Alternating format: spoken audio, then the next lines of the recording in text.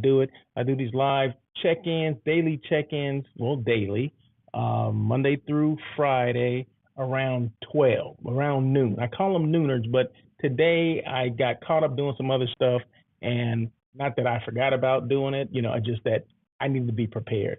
I'll tell you what I did. I actually went to a hotel today. I was going to do it live from the Culver Hotel, which is in Culver City.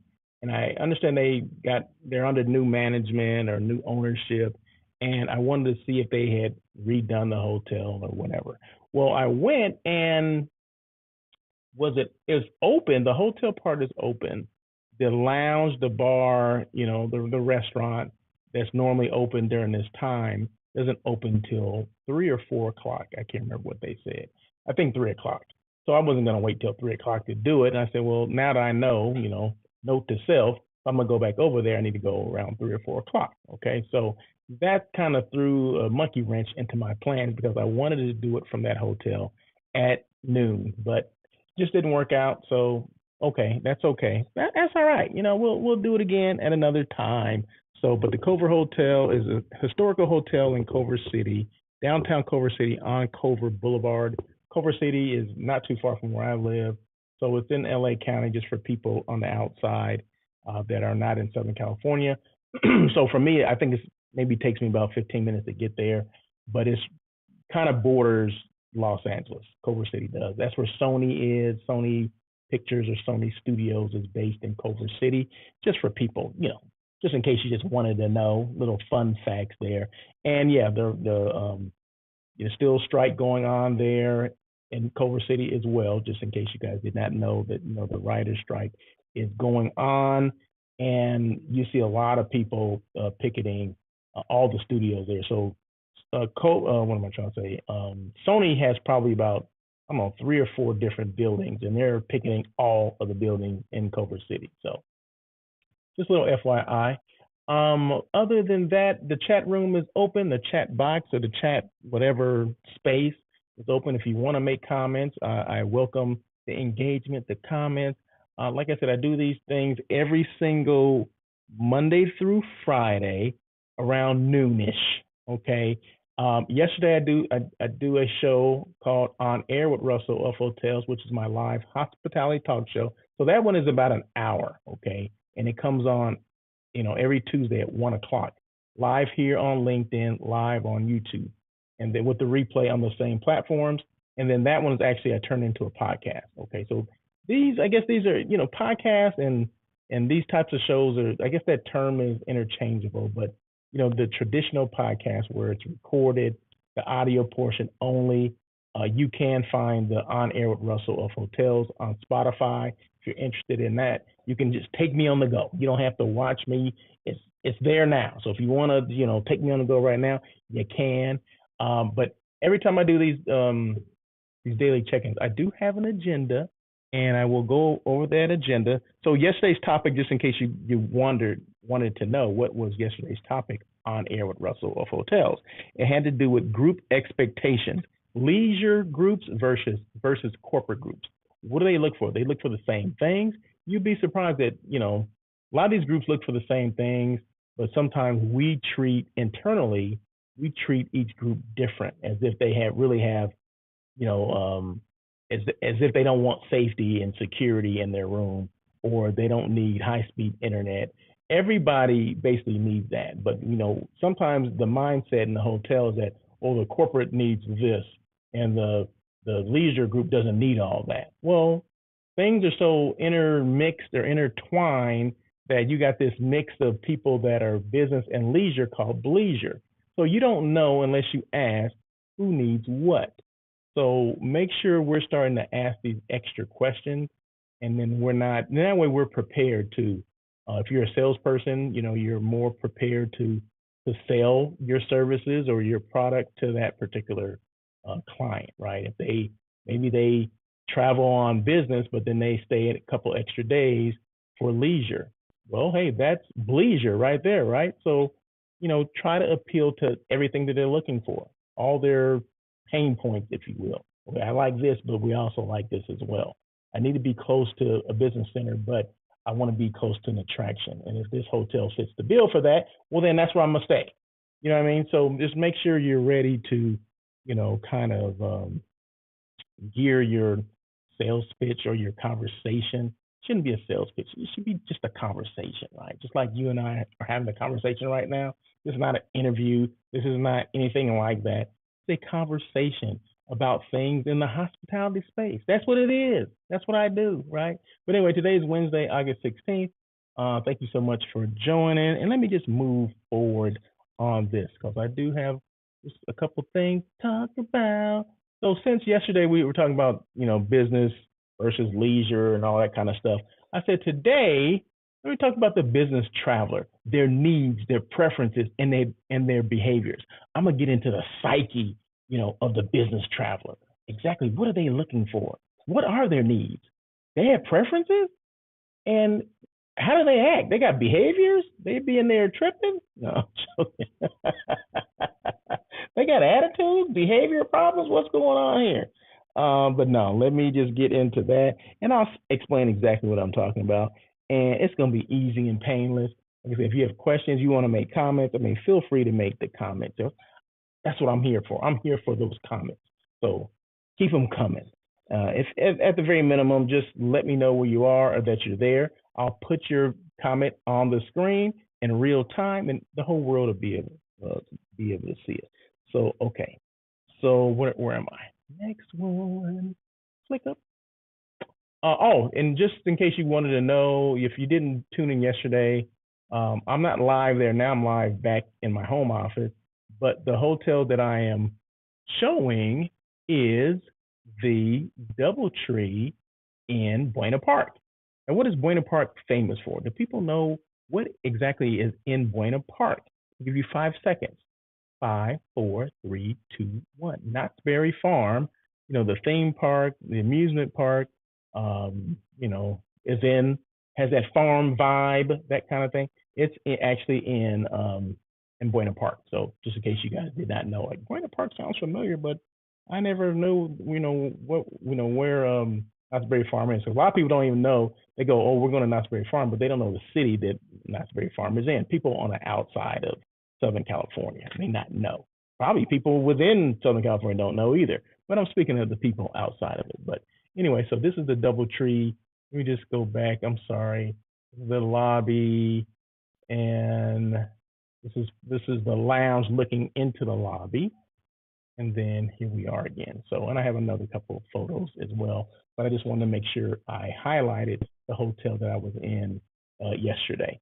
So, business traveler needs. Let's just talk about the business traveler needs. Proximity to business centers. Business travelers often require accommodations close to corporate offices, corporate venues, or industry events. Proximity to their destination is crucial to minimize travel time. So these are things that business people need, business travelers need. This is the things that they're looking for when they're choosing a hotel. Efficient workspaces. Business travelers need functional workspaces within their rooms or dedicated business centers in the hotel to conduct meetings, work on presentations, and stay connected. So high-speed internet is important. That little business center that sometimes we don't think about, no one uses that thing. They may not use the computer because everybody travels with their own laptops these days, but they may use the printer, right? So they may, and it's important that we have the right connections for the printers. Because the printer that I have here in my office, right, it's what do you call it? It's a digital printer where it's wireless, basically, right? So no matter where anyone is in the house, they can print to that printer, right? So it doesn't have to be, you don't have to connect, you don't have to bring separate wires and cords and all that kind of stuff. No, it's wireless. And I think most of the new printers are like that, but you'd be surprised some of the hotel antiquated systems that they have. I think people still use that stuff. No, make sure you upgrade that just in case it is needed. Although, we do a lot of PowerPoint, more digital kind of things, but every now and then someone's going to need to print something out. So it's important that we have those things and we let our guests know, our future guests know that, we do have this, okay? Because someone does use it. You may not think, but someone does use that little business center that's in the corner that, I don't think I never seen anybody in there, but Business travelers, they look for that stuff, or maybe they need to be closer to like a business center, or what is the temporary offices that they have a lot of business things. They have business centers in there as well. They have, temporary office spaces and things like that. So, um, make sure you highlight all those things that are near your hotel, just in case they need that, because you never know what they're going to need. So make sure you bring as much stuff as you can to say, hey, we have this, this, this. This is an area, that's an area, whatever. Because you never know what they're going to need, and sometimes they don't know what they're going to need, right? So there you go. So efficient workspaces, that's the last thing. High speed internet, of course, everyone needs high speed internet. Reliable and high speed internet connectivity is essential for business tasks such as email communication, video conferencing. I do lives all the time in hotels, so I need enough. When I do my show and I happen to be traveling, my show On Air with Russell of Hotels, I'll make sure I don't use just the basic Wi Fi, the free that you get as a guest. I'll upgrade it because I don't want any issues. I don't want, especially if I have a guest, I don't want to lose connection. I don't want anything like that. So I'll upgrade it. Maybe it's like $20 every 24 hours or something like that. So it's the upgraded internet connection. That's what a lot of business people, that's what they want, because they may be doing video conferencing, Zoom calls and all those kind of things. And the last thing anyone wants is to get disconnected because their connectivity sucked. Okay. And believe me, you don't want that. So make sure there's enough. Like I said, the basic thing is one thing, that's just to check email. But there's like two other tiers that cost money, and that's okay. Pass that along to the whoever needs it. I mean, if they're a business or they work for a company, it's okay. They'll expense it. That's fine. So whatever the cost is, don't try to gouge anybody, but as long as it's available, I think that's important. Meeting facilities. Business travelers may require on-site meeting rooms or facilities to host client meetings, presentations, or workshops. And this can be impromptu, meaning this stuff can just come up on the fly. You never know what can just happen. They may invite people over. Hey, there's a meeting room here. I'm going to rent it. Maybe we can come out and we can work together on this particular project, whatever the heck it is, right? So point out those things, because like I said, you just never know what your guest is going to need. Business services like printing, I almost said faxing. Like, do they still fax? Are there still fax machines out there? I don't know. Yeah, for the printing and things like that. Just let people know that there's areas, or there's either they can do it out of the admin office. What is it called? The God, what am I talking about? The executive offices. Maybe the executive offices, they have printers there that they can use, or if you do have a business center, or if you have something nearby that they can use as well. Just make sure you map out all those kind of things. Okay, so that was business traveler needs. Now the next one is going to be business traveler preferences. Yeah, I'm separating this stuff, right? So the preferences: convenience and accessibility. Business travelers prioritize hotels located near their business destinations to minimize travel time and maximize productivity. No one wants to be on the freeway trying to find their office or their next meeting, right? So they're going to, they're staying in your hotel for a reason. The location is good because it's near their corporate offices or the appointments that they need, or some type of meeting that they need to be attending. Okay, so they're staying there for a reason.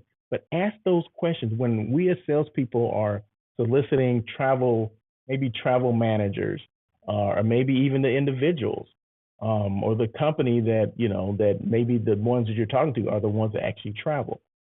Ask those extra questions. Why do you need to be in the area? What area do you need to be in? This is where my hotel is. Will this location work for your particular when you travel to the greater LA area? Maybe it will, maybe it won't. But if you know exactly what they're looking for, you can make sure that, okay, yeah, we have our location is adequate just based on what you're telling me. This is a great location for you. Okay, it has this, and that in the area, and you don't even have to drive because we have a shuttle that goes a 5-mile radius around the hotel, or 5-mile radius from the hotel. So which would include that business center or the office space that you're talking about. So there you go. So, but they don't know unless you tell them, right? If you don't ask that extra question, they're never gonna know. Quick check in, quick check out. What? Efficiency in check in and check out process is appreciated by business travelers who are often on tight schedules. Yeah, so maybe they'll use the app like that check in app, the mobile app that no one seems to be using, that we're not promoting anymore. I don't know what happened to that, right? We should be promoting that mobile check in thing day in and day out because that's what we want people to do. We don't want people coming to the front desk, do we? I know I wouldn't. I want them to bypass the front desk, have the mobile key, mobile check in, mobile check out. There should be no reason for them to come by the desk unless they need to. Business people don't want to do that. They just want to just, come and go like the wind. I know when I check in, I hate standing in that damn line. Oh, I gotta wait in this line to check in. Why don't they have a mobile check in? So if you're a branded hotel, there's no excuse not to have the mobile check-in. Some, independents have it, some don't, but we need to work on that. I know, yeah, it comes at a different cost and all that kind of stuff, but it's all about convenience, and business people don't want to wait. And then you'd be surprised, other people will want to be involved in that as well. If you're a leisure guest, they don't want to do it. They don't want to, go to the front desk either, unless there's questions, that they have, certain things in the area or whatever. But mobile check-in, in and out, quick check-in, quick check-out, efficiency. That's what they're looking for. Flexible dining options. Options for quick, healthy, and convenient dining are preferred by business travelers who may not have time for leisurely meals. Remember, they're there to work. They're not there to kind of take, I got 2 hours to eat. A lot of times they don't have 2 hours to eat. Maybe they're working in their room. Maybe they have meetings, meetings after meetings after meetings, meetings to have another meeting. You know what I mean? So, make sure that you let them know what the dining options are and the hours, and that's posted wherever that is, wherever your hotel happens to be, or the dining area happens to be. Quiet and comfortable environment. A peaceful and well-appointed room environment is crucial for business travelers to rest, work, and prepare for meetings. No one wants a lot of noise, okay? You definitely don't want to put, business people next to someone that's having a party, okay? We need to know that as, front desk people when we're checking people in. Where's the best place to put this particular person? I mean, I know we all have preferences, but sometimes the people that have the preferences don't know what's going on in the hotel. You do, that person behind the front desk, they know what's going on, right? So why would I put this person who is seeking a quiet room, next to, someone's having a bachelor party, okay, or bachelorette party, you know what I mean? So just make sure, we read the room, so to speak, when people check in. That's important. Let's see, is that, yep, okay, and the last one is business traveler behaviors. Yeah, we want to see how they behaving, how are they acting when they get into these hotels. Midweek stays, their behavior, these are like their patterns for the most part. Business travelers tend to stay during the work week, Monday through Thursday, to attend meetings, conferences, or corporate events. Yeah, so that's one thing about business people. Sunday through Thursday is where at least that's the old, what am I trying to say? BC, before COVID, that's what they did. Now, I think they're still probably sticking to that somewhere to there, but you got to remember some people are extending their stay as well. So, which kind of goes into that leisure area, that gray area, that leisure area. Is it business? Is it leisure? That kind of thing. Maybe it's a little mixture of both. We don't know that unless we kind of dive into it and ask extra questions. We need to be doing more of that to see exactly where these travelers are coming, why are they staying extra, and how can we get more of that business? You know what I mean? That's the stuff that we should be asking. If it's not the salespeople, maybe people at the front desk should be asking questions. And the people at the front desk need to communicate that to the salespeople. Like, hey, I happened to talk to Russell Edmond, and he said, he's here during the week. Wednesday, he comes in on Wednesday, and he stays through Saturday because, he has family that comes in and they hang out and, and it turns into leisure, right? So it's not just business, now it's leisure. Put it together and that's leisure. So there you go. So, but these are behaviors. We don't know unless we ask. Last minute bookings. Business people book at the last minute, right? They book at the last minute and they always change things, because it's based on, their meeting schedules or whatever. Sometimes things cancel. That's why it's always important, especially business people, to book the flexible rate. When you book online, make sure you always book direct, right? So when you book direct with a hotel, make sure you choose the flexible rate, because flexible means it's flexible, meaning you're not gonna, if you pay, because the other one is prepaid. The other option would be, oh, I'm gonna do the prepay, we'll pay, right then. But unless you guarantee that you're not gonna change your schedule, don't ever use that option. It may come across as being cheaper, which it is, but if you're going to change it, well, then you're going to end up losing that reservation. You end up losing the money, right? So go with the flexible option. Flexible option is a little more expensive, costs a couple extra dollars, but I think it's worth it. I never use it. I never do the prepaid. I always do the flexible. Then you have up to 24 hours before your stay to cancel it with no penalty, so you don't lose any money. So think about that. Always remember that. Always remember that. Let's see. Where am I? Where am I? Last minute. Okay, so they are last minute. Solo travel. Business travelers often travel alone for work-related purposes, focusing on their professional responsibilities. So they're solo travelers, right? Which kind of goes into something else that I always been thinking about. Why do we charge the business traveler more opposed to the leisure people that come with multiple people? Think about that for a second, okay? We charge the business traveler who is 99% of the time, they travel alone, meaning there's only one person in their room. Now, the leisure people, and the rate could be cheaper for the leisure people, and they have multiple people in their room, have at least two, right? So, but it just, that kind of gets you to thinking. At least it gets me to thinking. But anyway, but they are solo travelers, so keep that in mind. They do travel by themselves.